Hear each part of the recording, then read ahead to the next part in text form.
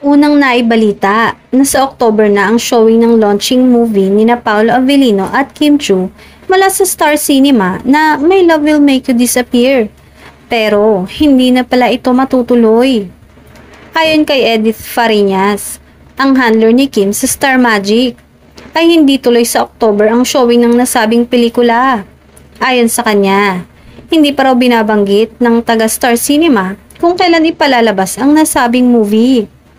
Excited pa naman ang Kim Pao fans na maipalabas na ang pelikula sa October.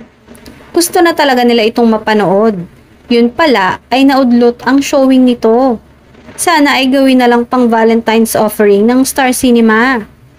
Sayang nga at sikat na sikat kasi ang Kim Pao ngayon. Marami silang mga tagahanga na talagang lulusob sa mga sinihan once na maipalabas na ang kanilang pelikula. Nagkakagulo naman ang Kim Pao fans o grupo ng mga fans ng kapamilya stars na sina Kim at Paolo. Comment kasi ng mga fan ni na Kim Chiu at Paolo. Nagtatampo ang mga fans.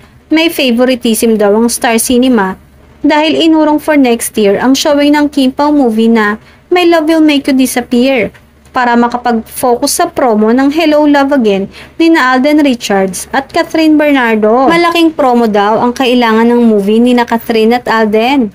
At kung ilalabas ang movie ni na Kim at Paolo na dapat October ang playdate, kaya't baka magkasapawan sa promo.